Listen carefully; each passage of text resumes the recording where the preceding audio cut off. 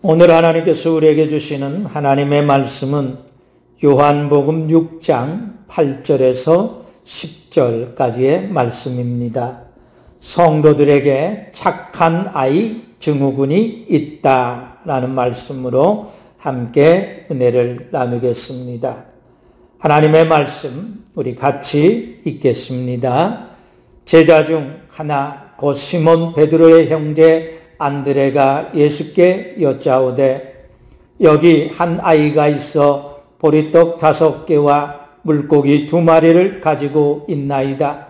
그러나 그것이 이 많은 사람에게 얼마나 되겠사옵나이까. 예수께서 이르시되 이 사람들로 앉게 하라 하시니 그곳에 잔디가 많은지라 사람들이 앉으니 수가 5,000명쯤 되더라. 아멘. 우리가 어렸을 때 부모님에게 가장 많이 들은 말 가운데 하나는 너는 착한 사람이 되어야 한다는 말이었을 겁니다. 착한 아이는 이런 행동을 하면 안 된다. 또 이런 말을 해서도 안 된다. 이런 행동과 말을 하면 사람들이 나쁜 아이라고 한다. 이런 말을 우리는 참 많이 들었을 것입니다. 어려서부터 착한 아이가 되어야 한다는 말을 많이 들은 아이들일수록 착한 아이 증후군이 더 심하다는 것입니다. 착한 아이 증후군이 문제가 되는 것은 착한 사람으로 보이기 위해서 거짓과 속임으로 위선적인 행동을 많이 하게 된다는 것입니다. 주변 사람들은 천사표가 따로 없다 말하지만 남들이 부탁하는 것은 거절하는 법을 모릅니다. 힘든 일을 도맡아서 하면서도 늘 힘든 내색을 하지 아니하고 웃는 얼굴을 합니다. 하지만 정작 자신의 어려움에 대해서는 나한테 실망할 거야. 남들에게 약해 보이는 건 정말 싫어. 남들에게 짐이 되고 싶지 않아.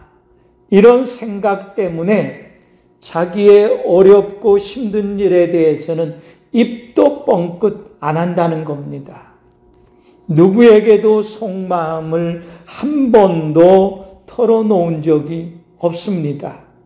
다른 사람들의 부탁은 만사 제쳐놓고 들어주고 상대방이 혹시라도 기분 상할까봐 거절해야 되는데도 불구하고 거절을 못합니다.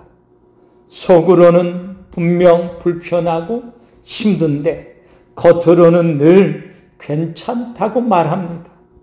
다른 사람을 위해 끊임없이 노력하지만 정작 자기 자신을 위해서는 아무것도 하지 못합니다. 아니, 할 수가 없습니다.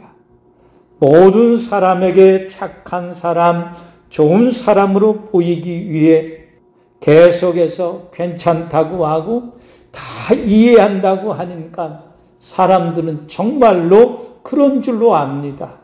그러다 보니 진짜로 내가 괜찮아서 그런 줄 알고 진짜 다 이해해서 그런 줄 알고 나를 더 힘들게 하는 경우들도 있더라는 겁니다. 천사표라는 딱지가 더 좋은 관계로 발전시켜 주는 것이 아니라 오히려 좋은 관계로 나아가는 것을 가로막고 오히려 좋은 관계를 갉아먹는 원인이 되기도 하더라는 겁니다. 착한 사람들의 특징, 거절을 못한다는 겁니다. 다른 사람의 부탁이나 요청을 거절하지 못하고 자신의 상황이 아무리 어렵고 힘들어도 알았어, 다 들어준다는 겁니다. 그런 사람들을 우리는 착하다고 말하지 않고 호구라고 비아냥거립니다. 무조건 희생합니다. 다른 사람을 돕기 위해 자신의 시간과 돈은 물론 그것도 부족해서 집을 담보로 보증까지 서주기도 합니다. 또한 타인의 평가에 굉장히 민감합니다. 타인에게 칭찬이나 인정받는 것에 크게 의존을 하고 거기서 자신의 가치를 인정받고 싶어 한다는 겁니다. 또한 갈등은 되도록이면 회피합니다. 불편한 상황이나 의견 충돌이 생기면 갈등을 피하고 자신의 의견을 말하기보다는 상대방의 의견에 무조건적으로 맞춰줍니다. 또한 과도한 책임감을 가진다는 겁니다. 다른 사람의 문제나 감정까지 다 자기 책임으로 돌리고 자책한다는 겁니다. 교회 안에서도 이런 착한 사람 증후군에 시달리는 성도들이 의외로 많다는 겁니다. 성도들은 착한 사람, 선한 사람, 사랑을 베푸는 사람이 되어야 한다는 설교를 수없이 듣고 또 들었습니다. 그러다 보니 성도들은 착한 성도가 되어야 한다는 증후군에 매우 심각하게 시달리고 있다는 겁니다. 오늘 말씀에 나오는 오병이어의 말씀을 보고 읽고 들으면서 많은 성도들이 무슨 생각을 할까요? 아마도 이 어린아이처럼 좋은 일을 해야겠다. 나도 이 어린아이처럼 내게 있는 것을 다 이웃들을 위해서 사용해야겠다 생각하지 않겠습니까? 그것이 대표적인 착한 성도 증후군입니다.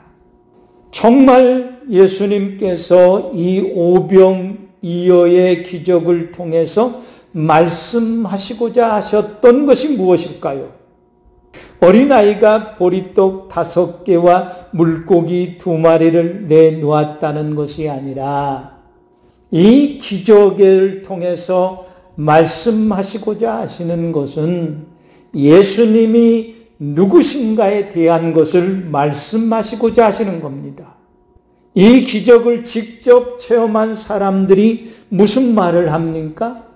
14절에 보면 그 사람들이 예수님께서 행하신 이 표적을 보고 말하되 이는 참으로 세상에 오실 그 선지자라 말하고 있다는 겁니다. 기적을 직접 체험한 사람들은 이 아이가 내놓은 보리떡 5개와 물고기 2마리에 대한 얘기를 하지 않습니다. 예수님에 대해서 말을 하고 있다는 것입니다.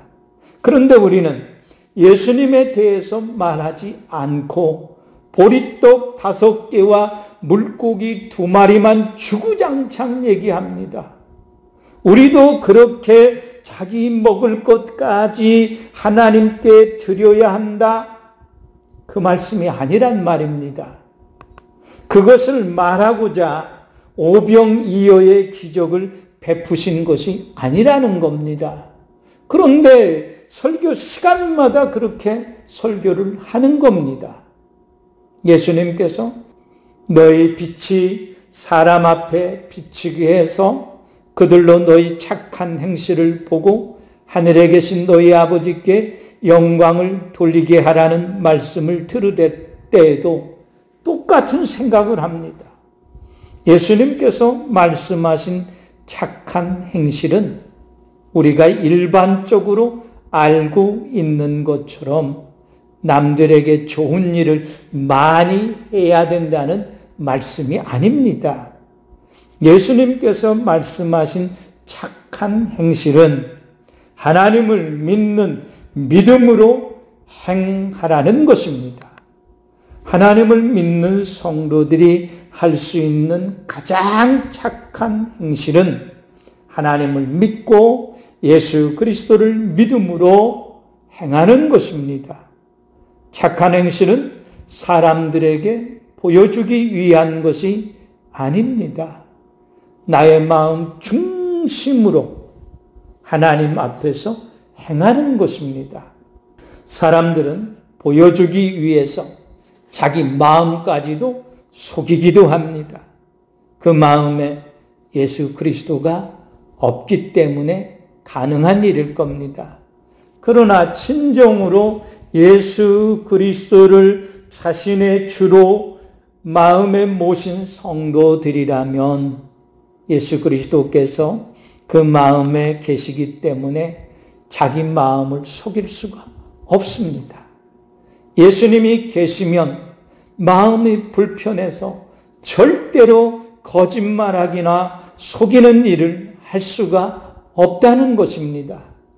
예수님을 마음에 모신 성도들은 성령님께서 그들 가운데 거하시기 때문에 성령님이 근심하는 것을 금방 알아차립니다. 친히 단식함으로 기도하시는 성령님의 기도가 방해받고 있다는 것을 금방 알아차립니다. 그러니까 손해를 볼지라도 거짓이 없는 믿음과 깨끗한 양심을 가지고 하나님의 말씀을 쫓아 행하게 되는 것입니다. 예수님은 바로 그것을 착한 행실이라 말씀하고 있는 겁니다. 믿음 없이 행하는 착한 일은 하나님께 조금도 영광이 될 수 없습니다. 그래서 오늘은 착한 성도 증후군에서 우리가 벗어나기 위해서 어떻게 해야 할까 하는 것에 대해서 말씀을 함께 나누려고 합니다. 첫째는 착한 성도 증후군에서 벗어나기 위해서는 자신의 실수나 잘못이나 죄를 인정하는 연습을 해야 한다는 겁니다. 예수님께서 제자들에게 기도를 가르쳐 주실 때에 누가복음 11장 4절에서 이렇게 가르쳐 주십니다. 우리가 우리에게 죄 지은 모든 사람을 용서하오니 우리의 죄도 사하여 주시옵고 우리를 시험에 들게 하지 마시옵소서 라고 가르치십니다. 착한 성도 증후군을 가지고 있는 성도는 다른 사람들의 실수나 잘못이나 죄는 쉽게 용서해 줍니다. 용서해 달라고 안 해도 내 편에서 먼저 용서를 베풀어 주기도 합니다. 착한 사람은 용서를 베풀어야 한다고 생각하기 때문에 그런 겁니다. 누구나 다 그런 실수는 할 수 있고 그런 잘못도 할 수 있고 그런 죄를 범할 수 있다고 위로하며 권면하며 완벽한 사람은 세상에 없다 말하기도 합니다. 그런데 자신의 실수나 잘못이나 죄에 대해서는 절대로 인정하지를 않는다는 것입니다. 자신이 인정하는 순간 더 이상 자신은 착한 사람이 아니라고 생각하기 때문에 그런 겁니다. 그런데 예수님은 다른 사람의 죄를 용서해 주는 것과 같이 자신의 죄에 대해서도 인정하고 용서를 베풀어야 한다고 분명히 말씀합니다.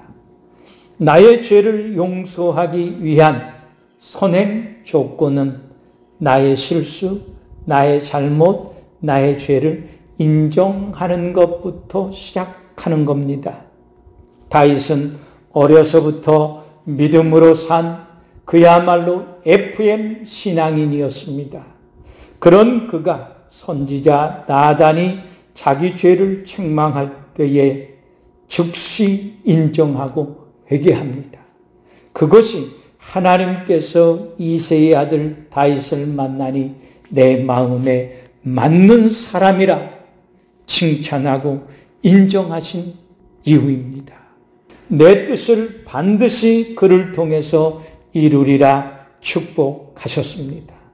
사도 바울도 나는 8일 만에 할례를 받고 이스라엘 족속이요 베냐민 지파요 히브리인 중에 히브리인이요 율법으로는 바리새인이라고 말할 만큼 모범적인 신앙인이었습니다. 대표적인 착한 증후군에 빠져있는 사람입니다. 그런 그가 나는 죄인 중에 괴수라고 인정합니다. 그래서 최고의 사도가 되는 겁니다. 두 번째는 착한 성도 증후군에서 벗어나기 위해서는 자신의 연약함과 부족함을 인정하는 연습을 해야 한다는 것입니다. 착한 성도 증후군에 빠져있는 성도는 자신이 완벽해야 한다는 강박관념에 빠져 있습니다. 자신의 연약함과 부족함을 절대로 인정하지 않습니다.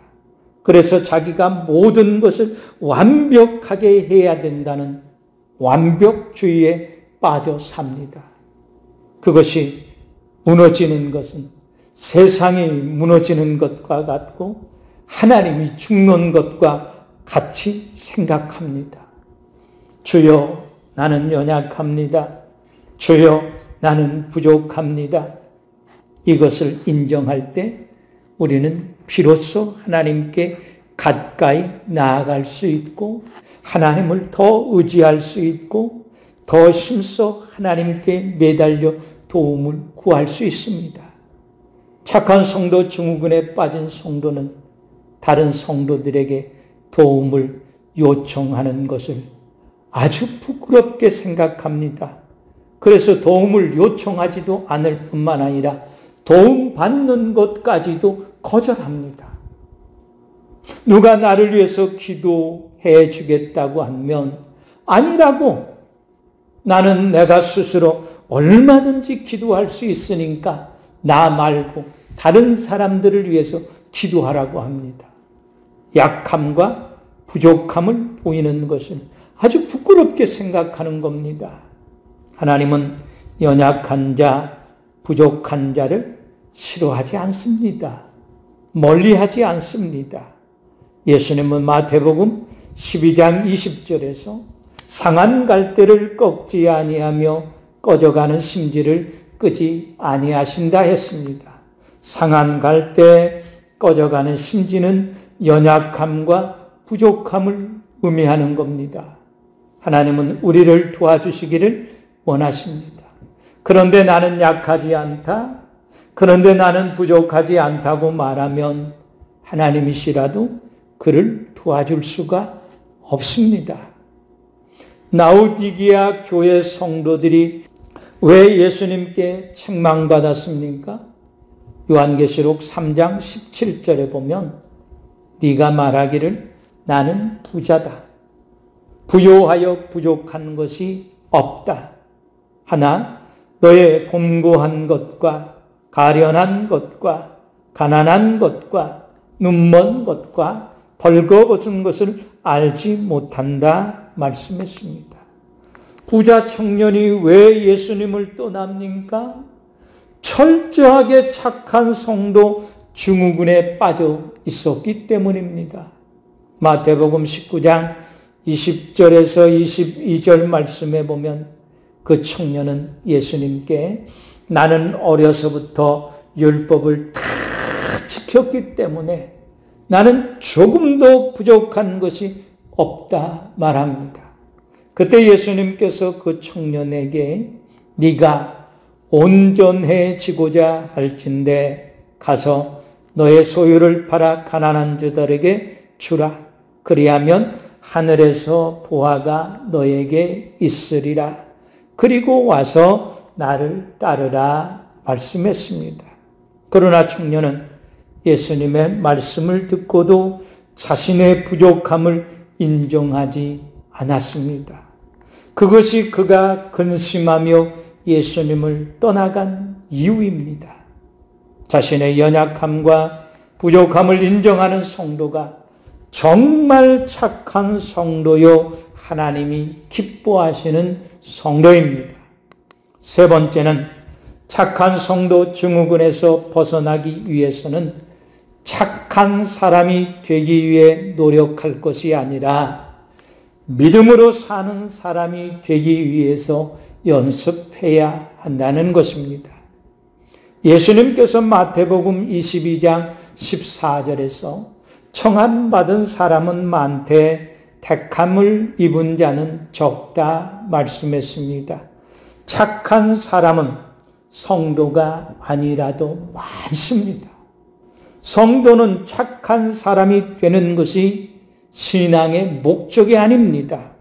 성도는 믿음으로 사는 사람이 되는 것이 신앙생활의 목적입니다. 바울은 로마교회 성도들에게 로마서 1장 17절에서 복음에는 하나님의 의가 나타나서 믿음으로 믿음에 이르게 하나니 기록된 바 오직 의인은 믿음으로 말미암아 살리라 말씀했습니다. 또한 갈라디아 교회 성도들에게도 갈라디아서 3장 11절에서 하나님 앞에서 아무도 율법으로 말미암아 의롭게 되지 못할 것이 분명하니 이는 의인은 믿음으로 살리라 말씀했습니다.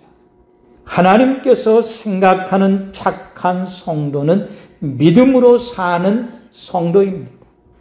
그래서 바울은 고린도전서 13장 11절에서 내가 어렸을 때는 말하는 것이 어린아이와 같고 깨닫는 것이 어린아이와 같고 생각하는 것이 어린아이와 같다가도 장성한 사람이 되어서는 어린아이의 일을 버렸다 말씀했습니다. 어린아이의 일이 무엇입니까? 착한 아이가 되는 겁니다.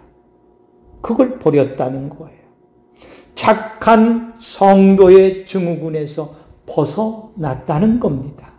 성도들은 착한 성도 증후군을 버리고 이제부터는 예수 그리스도를 믿음으로 말미암아 의롭다함을 얻은 자로서 믿음으로 사는 연습을 해야 합니다.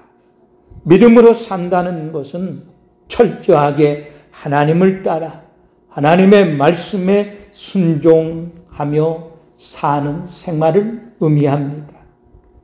교회 열심히 다니고 봉사 많이 하고 기도 많이 하는 것도 중요하지만 그것이 착한 성도가 되기 위한 것이라면 그 같은 행실들은 멈추어야 합니다.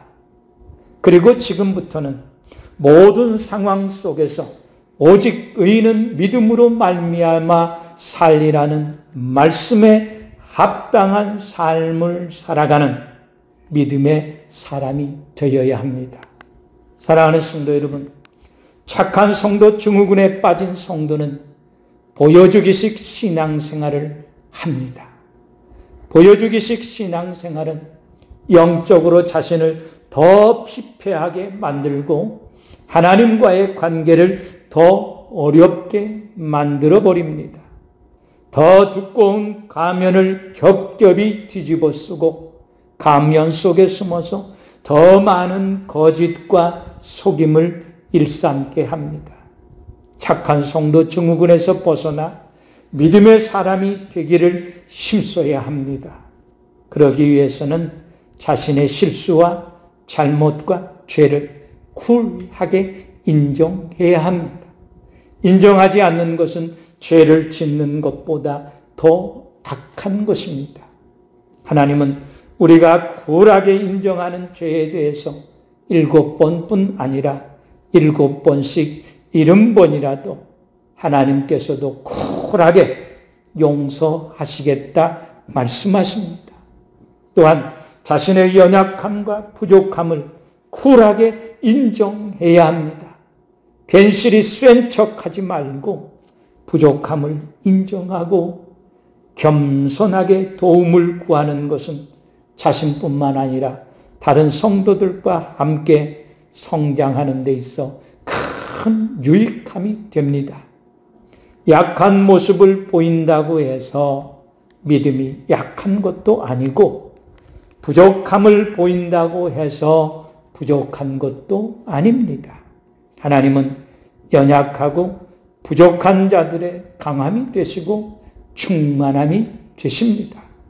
나아가 의인은 믿음으로 말미암아 살리라 말씀하셨으니 착한 사람이 되기보다는 믿음으로 사는 의인이 되기를 힘쓰시기를 바랍니다. 그래야 진정으로 하나님을 기쁘시게 하고 하나님께 영광을 돌리게 됩니다. 그리스도의 장성한 분량에 이르기까지 믿음의 사람으로 성장해 가는 우리 성도님들이 되시기를 예수 그리스도의 이름으로 간절히 축원합니다. 아멘.